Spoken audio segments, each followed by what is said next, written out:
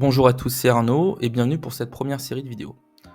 Donc j'ai décidé de faire cette chaîne YouTube dans le but de vulgariser à la fois l'utilisation et le fonctionnement des protocoles de finance décentralisés pour le plus grand nombre.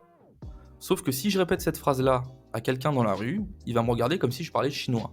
Parce que pour le plus grand nombre, ça ne veut absolument rien dire ce que je viens d'énoncer. On pourrait dire qu'il y a 3 catégories de personnes. La première catégorie, ce sont des gens qui ont entendu parler du Bitcoin, de la blockchain, des crypto-monnaies, mais qui n'ont jamais creusé. Donc ça représente bien entendu l'immense majorité des gens. La deuxième catégorie, ce sont des gens qui s'y sont intéressés généralement pour des raisons spéculatives. Ils ont entendu parler du Bitcoin, ils sont allés voir une vidéo, sûrement de 10-15 minutes ou même plusieurs, pour essayer un petit peu de comprendre qu'est-ce que c'est. Donc on leur a parlé de proof of work, de décentralisation, de supply limité, de que sais-je.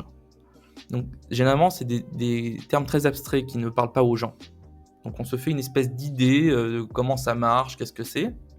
Et ensuite, on veut pas louper l'occasion. On peut faire de l'argent avec ça. Donc comme pendant la bulle Internet, les gens vont spéculer sur le prix. Généralement, ils ne sont pas traders de formation, donc c'est très compliqué sur le long terme de faire des profits dans les crypto-monnaies. Et ensuite, la dernière catégorie, ce sont un peu les fanatiques, donc ceux qui ont creusé vraiment la technologie, qui s'y sont intéressés de près, qui ont des wallets de crypto-monnaies, qui ont utilisé des protocoles de finance décentralisée. Ça ne m'intéresse absolument pas de faire des vidéos qui seront regardées par 10 personnes.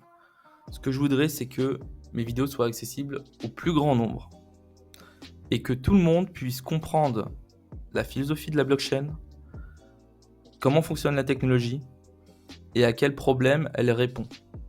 Et à partir de là, une fois que vous avez cette connaissance-là, vous pouvez déterminer par vous-même si vous y croyez ou pas, est-ce que ça va marcher ou pas. C'est votre opinion. Mais dans un premier temps, il faut faire l'effort de voir tout ça. J'ai donc décidé de faire cette série de vidéos, qui va comprendre 3 vidéos, et peut-être une 4e. Donc dans cette première vidéo que vous êtes en train de regarder, on va faire un bilan historique, un très grand bilan de l'histoire de la monnaie, du système financier, du crédit, et aussi un petit bilan macroéconomique de la situation actuelle. Si on ne comprend pas les problèmes à la source, on ne peut pas comprendre les solutions qu'apporte la blockchain. Ça me paraît essentiel et beaucoup trop de gens ont une ignorance de comment fonctionne le système financier. Et je trouve ça quand même très problématique quand on rentre dans les crypto-monnaies. La deuxième vidéo portera bien entendu sur les crypto-monnaies, la blockchain, donc sa philosophie, son fonctionnement, et les solutions qu'elle propose aux problèmes que j'aurais exposés dans cette première vidéo. Ensuite, nous aurons une 3e vidéo sur l'Ethereum Virtual Machine. Donc, très important de comprendre cette partie-là. C'est le socle de la finance décentralisée. Donc, après, vous pouvez extrapoler ça à d'autres blockchains. En tout cas, il faut comprendre au moins Ethereum. Ça me paraît essentiel. Et je ferai peut-être une 4e vidéo, donc vraiment purement prospective. Donc, comment est-ce qu'on peut imaginer l'avenir qui arrive si on mélange la situation macroéconomique actuelle avec cette technologie et avec la situation géopolitique. Voilà, ce sera une petite expérimentation. Je ne sais pas si je la ferai dans l'immédiat cette vidéo, mais ce sera sûrement intéressant. Petit disclaimer pour me présenter avant de commencer. Donc moi j'ai 2 formations. J'ai une formation en philosophie, donc histoire des idées, épistémologie et logique principalement, et une formation en mathématiques et informatique. Donc je suis aujourd'hui développeur. D'un autre côté, j'ai appris en autodidacte, donc tout ce qui est macroéconomie, finance, trading et géopolitique. Mais ce n'est pas mon domaine d'expertise. J'ai fait des études très brèves en économie. Donc tout ça pour vous dire que ce qui est fabuleux à notre époque, c'est que sur Internet, vous pouvez trouver tout ce que vous voulez. Vous pouvez vraiment devenir très facilement autodidacte. Donc, vous pouvez prendre un sujet, aller trouver des livres gratuitement, les pirater même si vous voulez, vous n'avez pas à payer un seul euro, et vous pouvez vous nourrir comme ça de connaissances gratuitement, ce qui est quand même prodigieux. Donc on met souvent l'accent sur l'éducation financière notamment, mais je trouve qu'il est aussi important de mettre l'accent aujourd'hui sur l'éducation économique, comprendre comment fonctionne le système financier, pas que les finances personnelles, mais aussi la finance globale, l'économie d'un point de vue global, et également l'éducation technologique. Parce qu'à l'heure d'Internet, je pense qu'il est important de comprendre un petit peu comment fonctionnent ces nouvelles technologies qui commencent à arriver un peu partout depuis une vingtaine, une trentaine d'années. Commençons cette histoire de la monnaie. Pour comprendre pourquoi la monnaie a été inventée, il faut déjà se mettre à la place des hommes des sociétés primitives, donc qui ne connaissaient pas la monnaie. Quand ils voulaient réaliser un échange, on a tendance à se dire qu'il passait par le troc. En réalité, les échanges étaient très rares, parce que les conditions pour réaliser un troc étaient très compliquées à mettre en place. Parce que le troc est basé sur l'idée de double coïncidence. Donc, première coïncidence, il faut que les deux acteurs de cet échange soient d'accord pour le réaliser. Il faut qu'ils y trouvent leur intérêt. Par exemple, moi, si je réalise un échange avec quelqu'un, il faut que je sois prêt à donner quelque chose et que je sois intéressé par ce que l'autre a à me donner. Et donc, cela doit arriver dans les deux sens. C'est déjà très compliqué. Et deuxième coïncidence, il faut que les biens soient disponibles au même moment. C'est-à-dire qu'il y a des problématiques de transport des objets, bien entendu, de production des objets, ou de récolte, par exemple, si c'est des biens alimentaires, de conservation aussi. Donc notamment, ça explique l'importance du sel dans l'histoire, hein. Par exemple, les légionnaires romains étaient payés en sel, on appelait ça le salarium, qui a donné le mot salaire, parce que le sel avait une importance dans l'alimentation et aussi pour la conservation des aliments. Donc on a énormément de problématiques comme ça qui s'accumulent pour réaliser un troc. Donc ce qui explique qu'en réalité le troc a toujours été quelque chose de marginal. En réalité, on peut commencer à parler d'économie à partir de l'invention des 4 premières technologies économiques. Vous allez voir, c'est très intuitif. La première technologie, c'est la métrologie, donc la science de la mesure. Pour pouvoir vendre des biens, il faut pouvoir les quantifier par leur poids, leur taille, leur quantité, par exemple. Donc maintenant, on a des unités de mesure. Donc c'est très bien. Imaginons on trouve quelqu'un qui accepte de faire un échange avec nous parce qu'il a quelque chose qui nous intéresse et on a quelque chose qui l'intéresse. Donc dans la problématique de la double coïncidence, le premier problème est résolu, on a trouvé quelqu'un. Par contre, il reste toujours le deuxième, qui est très compliqué. C'est-à-dire qu'il faut que les deux biens soient disponibles au même moment. Sauf que dans l'immense majorité des cas, ce n'était pas possible.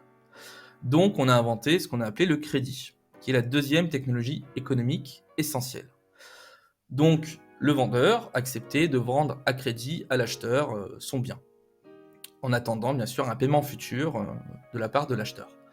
Sauf qu'à partir de là, on a commencé à avoir des problèmes, bien entendu, dans ces échanges, qui étaient des échanges souvent oraux ou un serrage de main, parfois avec des témoins, donc qui étaient en quelque sorte les premiers notaires. Donc on a dû légiférer, on a dû faire des lois pour protéger les acheteurs et les vendeurs. Et au bout d'un moment, en fait, on a trouvé une solution beaucoup plus simple. On a inventé la troisième technologie économique, qui est l'écriture. Donc on a noté tout sur des tablettes d'argile, avec des quantités, les lignes de crédit des différents acheteurs et vendeurs. Ça a été tout de suite beaucoup plus simple. Et la combinaison de ces trois technologies économiques a été le point de départ de la naissance de la quatrième technologie économique, qui est la comptabilité. Donc cette petite histoire que je viens de vous exposer a été attestée par l'archéologie. On a notamment l'apparition de l'écriture à partir du 7e millénaire avant Jésus-Christ pour des besoins de comptabilité. Dans les 2 premiers millénaires avant notre ère, on a l'apparition des premières monnaies. Donc c'est toujours des monnaies basées sur des objets difficiles à accumuler ou des objets assez rares. Donc notamment en moins 1300, on a les cauries, qui était une monnaie de coquillage. Et en moins 600, on a la première monnaie métallique. Pendant l'Antiquité, les rois avaient le privilège de créer la monnaie. Donc généralement, c'était des pièces d'argent, d'or, de cuivre ou des alliages frappées d'un sceau, qui était soit un symbole, soit un visage. Et le fait qu'elles soient frappées leur conférait une valeur supérieure, donc une valeur faciale supérieure, c'est-à-dire que la valeur de la pièce frappée avait une plus grande valeur que la valeur des métaux utilisés pour faire la pièce. Donc on a eu l'apparition des premiers faux monnayeurs. Vers l'an 300, Aristote a aussi théorisé la définition la plus connue de la monnaie. Pour Aristote, la monnaie est censée remplir 3 fonctions. Intermédiaire dans les échanges, réserve de valeur, évidemment c'est plus simple de conserver des pièces d'or chez soi qu'un grenier plein de blé, et unité de compte, qui est le fait de pouvoir donner un prix, donc une quantité de monnaie, à un objet. En tant qu'instrument de paiement dans un pays, on considère que ça en est un si la monnaie a cours légal, c'est-à-dire qu'elle est inscrite dans la loi, et si les agents économiques l'acceptent pour le règlement d'un achat, mais surtout pour le règlement d'une dette. Pendant le 1er siècle de notre ère, on a eu de très grosses crises inflationnistes à Rome, principalement dues à la dévaluation de la monnaie. Pourquoi ? Parce que, imaginons que vous aviez une pièce d'or. Vous la faites fondre, vous créez un alliage, et puis après vous créez 2 pièces d'or. Vous avez doublé votre quantité de monnaie, mais ce n'est plus des pièces d'or. Donc tout le monde faisait ça, c'était normal.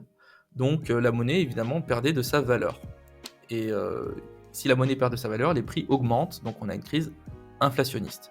Plusieurs empereurs ont tenté de limiter la casse, il y a eu des réformes, notamment pour réglementer la quantité de métal dans les pièces, et aussi pour bloquer les prix, mais ça n'a pas vraiment fonctionné.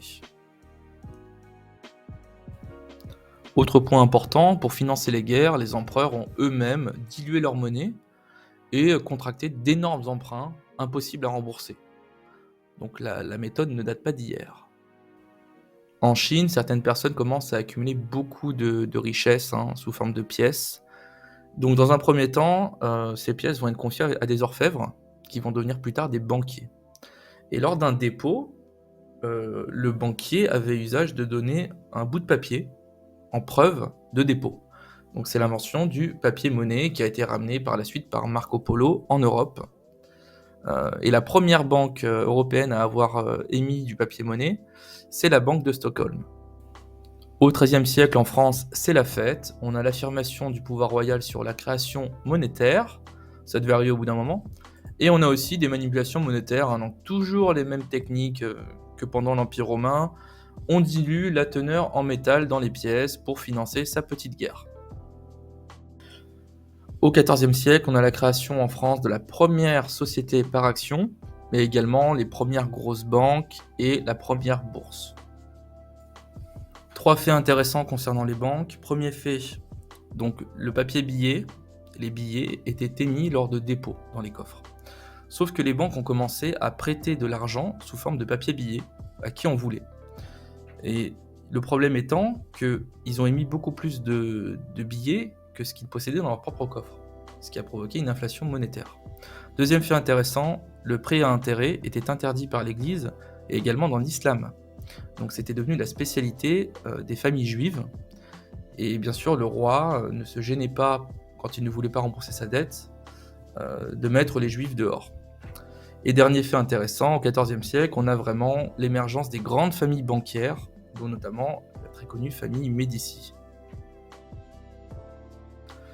Suite à la Reconquista et la découverte de l'Amérique, l'Empire espagnol va dominer le XVIe siècle, qu'on va appeler le siècle d'or. Ils vont mettre en place le commerce triangulaire, donc en allant acheter des esclaves en Afrique, en les emmenant dans les colonies et en rapportant des métaux précieux, or, argent, etc., des bois rares et énormément de ressources. Ce qui va provoquer, encore une fois, une énorme crise inflationniste, dont nous allons voir les détails maintenant. Au même moment, on a l'apparition de compagnies coloniales, qui sont des sociétés privées, qui émettent des actions. Donc les gens pouvaient investir sur des projets dans les colonies, ce qui a provoqué, bien entendu, une énorme bulle spéculative.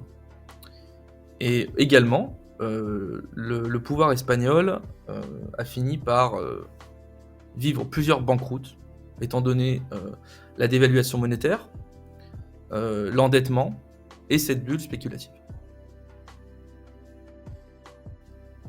La découverte d'or et d'argent dans les colonies ont provoqué un afflux énorme de métaux précieux en Europe. On peut notamment voir ici qu'en Espagne, la quantité d'argent et d'or a explosé littéralement. Et on peut observer aussi une corrélation avec l'indice des prix, donc une très forte inflation. Malès III soutenait que la hausse des prix venait du fait que nous dépressions la monnaie, étant donné que la quantité de métal précieux dans les pièces diminuait avec le temps. Et c'est là que Jean Bodin, donc un des précurseurs de la théorie quantitative de la monnaie, a expliqué qu'en réalité, cette inflation galopante en Europe était la conséquence de la découverte de ces mines d'or et d'argent en Amérique, qui ont été bien sûr rapatriées en Europe. Ça a fait augmenter la masse monétaire, et quand les agents économiques ont plus d'argent, ils sont en capacité d'acheter plus de choses. Donc il y a une augmentation de la demande dans l'économie, ce qui provoque une augmentation des prix. Au XVIe siècle, on a aussi l'essor du mercantilisme. Donc c'est un courant de pensée qui considère que le prince dont la puissance repose sur l'or et sa collecte par l'impôt doit s'appuyer sur la classe des marchands et favoriser l'essor industriel et commercial de la nation afin qu'un excédent commercial permette l'entrée des métaux précieux. Donc c'est vraiment l'introduction du concept de balance commerciale. Donc un État, pour s'enrichir, doit avoir une balance commerciale excédentaire. C'est-à-dire qu'il doit vendre plus de biens à l'étranger, donc pour récolter de l'or, qu'en acheter de l'étranger.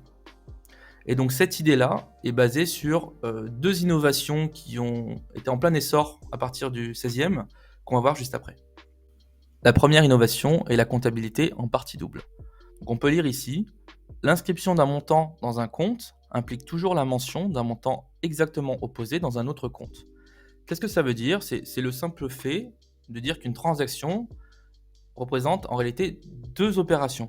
C'est-à-dire que quand vous avez un acheteur et un vendeur, on a une opération qui est réalisée sur le compte de l'acheteur, donc c'est une sortie d'argent, et on a une opération sur le compte du vendeur qui correspond à une entrée d'argent.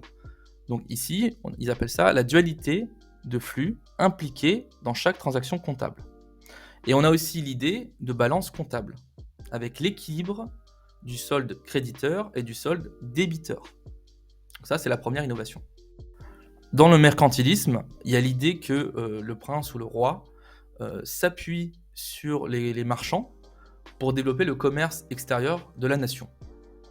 D'accord. Mais on a le problème de l'entreprise. Comment ces marchands peuvent-ils s'organiser pour se financer, par exemple? Donc jusqu'au Moyen-Âge, on avait vraiment l'idée que votre entreprise, c'est vous. Il n'y a pas de séparation. Donc quand vous vous endettez pour votre entreprise, vous vous endettez personnellement. Donc quand vous alliez voir le roi ou une banque, qu'on vous prêtait de l'argent et puis que votre entreprise faisait faillite, vous étiez en faillite personnelle, ce qui était très compliqué. Donc vous pouviez risquer la prison, de tout perdre, ou parfois la mort. Donc il y a eu l'invention de ce que on a appelé, et dont je vous ai parlé précédemment, les sociétés par action. Donc qu'on pourrait appeler aujourd'hui les SARL, donc sociétés anonymes à responsabilité limitée. Et qu'est-ce que ça veut dire? En fait, ça vient d'une séparation entre la personne physique et la personne morale. La personne physique, c'est vous. Donc ce n'est plus vous qui allez vous endetter personnellement auprès du roi, par exemple, pour monter une expédition, monter un commerce à l'étranger.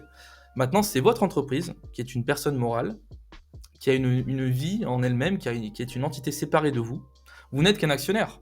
C'est-à-dire que vous pouvez injecter des fonds, etc., mais vous n'êtes pas votre entreprise. Vous êtes juste un actionnaire de votre entreprise. Il peut y en avoir d'autres, par exemple. Et quand votre entreprise fait faillite, si ça arrive, c'est votre entreprise qui est liquidée. Alors, vous pouvez aussi payer, vous perdez l'argent qui a été investi, par exemple, mais vous ne risquez plus d'aller en prison, de vous faire tuer ou que sais-je. Donc il y a vraiment cette idée de séparation entre personnes physiques et personnes morales qui arrive avec les sociétés anonymes et le concept de responsabilité limitée qui va vraiment permettre le développement du mercantilisme. La première banque à avoir imprimé des billets en Europe était la banque de Stockholm. Elle a fait faillite suite à ses expérimentations, c'est-à-dire qu'elle imprimait des billets pour les prêter donc à des clients, sans avoir les métaux précieux en dépôt dans ses coffres. Donc à partir de là, une idée est apparue, créons une banque centrale, donc une seule banque, qui aurait le privilège de l'impression des billets. Donc bien entendu, ces banques centrales ont toujours été soit des banques liées au roi, soit des banques privées amies du roi. Donc, par exemple, la Banque de France, qui a été créée sous Napoléon, c'était une banque privée. On peut considérer l'invention des banques centrales comme un péché originel. Ça a été une des étapes qui a vraiment parachevé la confiscation et le contrôle de la monnaie par une certaine élite. Donc notamment, on a pu voir que historiquement, la monnaie était déjà un outil pour les monarques et pour le pouvoir. Donc ils pouvaient utiliser l'endettement, la dévaluation pour maintenir leur train de vie ou financer des guerres, financer des réformes. Mais à partir de la création des banques centrales, ça prend une toute autre dimension. Pour vous donner un exemple, Napoléon a pu financer ses campagnes grâce à ses amis banquiers, et notamment par la création de la Banque de France. Petit aparté sur ce qui est pour moi la cause principale de la Révolution française et que beaucoup de gens semblent ignorer. Il faut savoir que généralement les révolutions sont provoquées suite à des problèmes financiers. Donc Louis XIV a constitué un empire colonial énorme, notamment financé par l'endettement de l'État français. À sa mort, Louis XV a hérité de cette situation catastrophique. Toute sa vie, il a essayé de réformer l'État, de sauver les finances, sans succès. Au même moment, on a eu une bulle spéculative énorme sur toutes ces compagnies coloniales qui promettaient d'aller exploiter des ressources dans les colonies et d'enrichir leurs investisseurs. Évidemment, ça n'a pas marché, jusqu'au moment où on est arrivé à Louis XVI, qui a vraiment payé la facture et où on a vu une implosion de la monarchie française. Au XVIIIe siècle, on a les Lumières et la naissance des grandes théories libérales. Donc c'est un très gros morceau, il y a beaucoup d'auteurs, on va en voir quelques-uns ensemble, quelques concepts. Mais il faut déjà retenir quelque chose, c'est que vous vous souvenez du mercantilisme qu'on a vu un petit peu plus tôt. Il y a une remise en cause de la partie protectionniste du mercantilisme. Qu'est-ce que nous disait le mercantilisme? C'est qu'il fallait avoir une balance extérieure positive à tout prix. Donc cette idée va être partiellement abandonnée par la plupart des auteurs libéraux. Donc on va voir ça plus en détail maintenant. Premier économiste qu'on va voir, le contrôleur général des finances sous Louis XVI, Turgot. Donc, je vous ai expliqué déjà un peu plus tôt ce qui s'est passé en France sous Louis XIV, Louis XV et Louis XVI. Donc l'État était en situation de faillite. Donc Turgot a essayé d'assainir les finances et de réformer le système fiscal, notamment en supprimant l'impôt sur tout ce qui était entreprise, donc commerce et industrie, et pour plutôt le reporter sur les propriétaires aisés.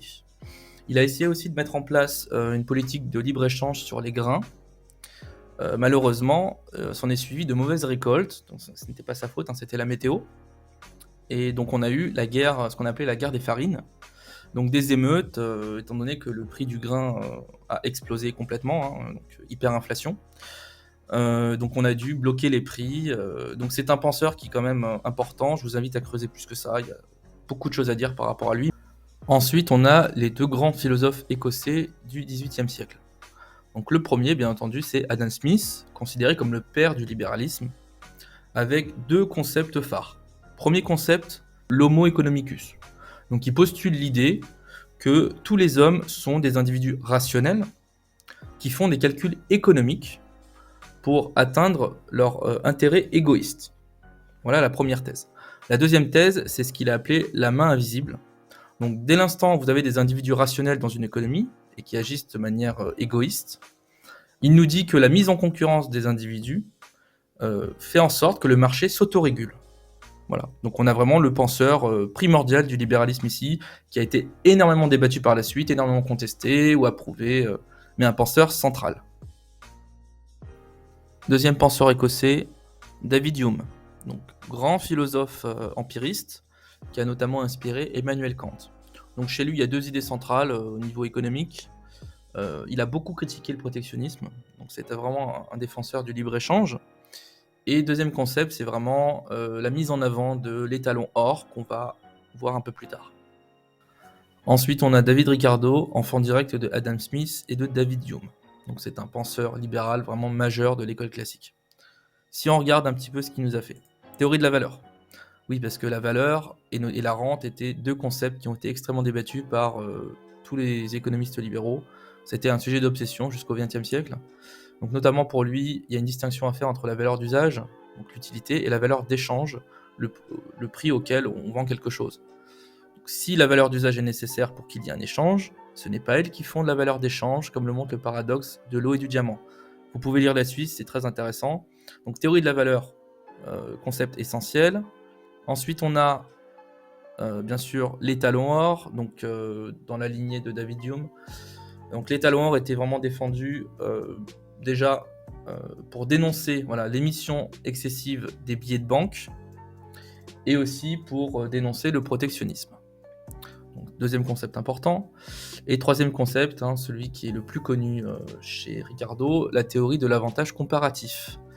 Donc jusque-là, si vous vous souvenez bien, avec le mercantilisme, on nous disait qu'il fallait produire chez soi pour vendre à l'extérieur et augmenter ses quantités d'or à la maison. D'accord. Avec l'avantage comparatif, on a une nouvelle théorie qui nous dit que c'est parfois plus intéressant d'acheter à l'étranger au lieu de produire chez soi, si tous les pays se spécialisent dans un domaine. Donc c'est vraiment l'idée de partager les tâches. Donc cette idée est vraiment très importante en économie. On ne va pas s'étendre plus que ça, vous pouvez aller creuser de votre côté, vraiment, l'avantage comparatif, c'est essentiel, et c'est notamment un des principes qui a mené à la fondation de l'Union européenne. Petit aparté sur John Stuart Mill, donc c'est un philosophe très connu pour l'utilitarisme, fondé par Jeremy Bentham, qui nous dit que les bases d'une action, ça devrait être plutôt le calcul des conséquences, plutôt que des principes moraux. Alors qu'est-ce que ça veut dire ? C'est, imaginons que vous devez faire quelque chose qui peut avoir des conséquences énormes. Donc vous pouvez soit prendre une décision sur la base de vos principes moraux, donc par exemple ne pas tuer, ne pas voler, ne pas mentir, ou alors vous pouvez par exemple calculer les conséquences possibles de votre action et essayer de maximiser le bonheur du plus grand nombre. Donc ça c'est vraiment la thèse utilitariste. Et ça devrait vous rappeler peut-être un concept que j'ai exposé plus tôt, c'est l'homo economicus. Eh bien ce terme est en réalité un terme de John Stuart Mill. Voilà.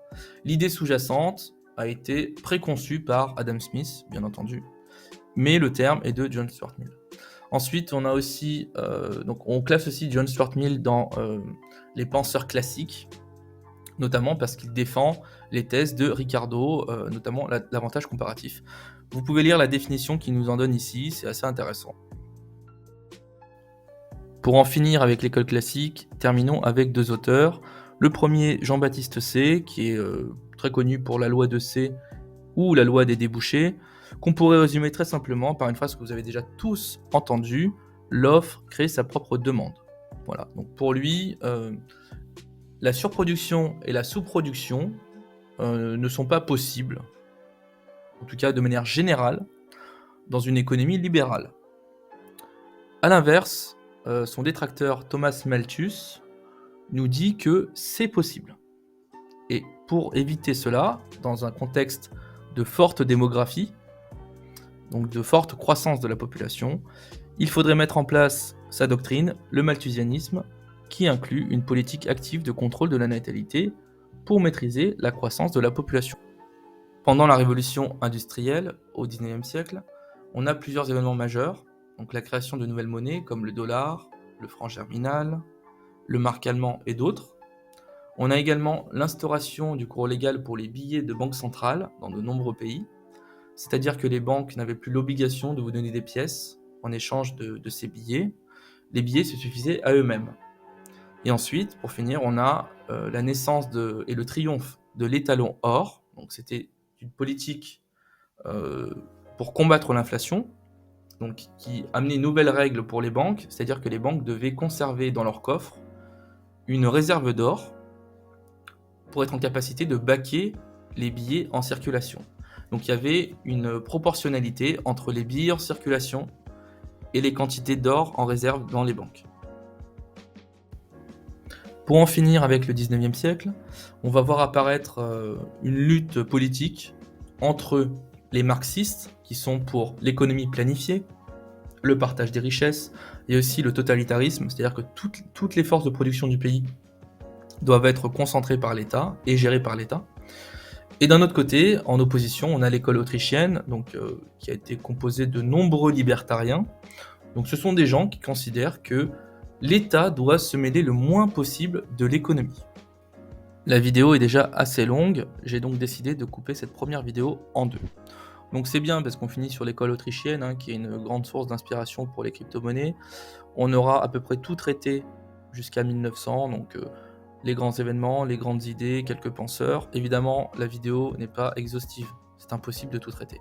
Mais au moins vous avez un peu toutes les bases nécessaires pour comprendre par la suite pourquoi des gens ont inventé les crypto-monnaies.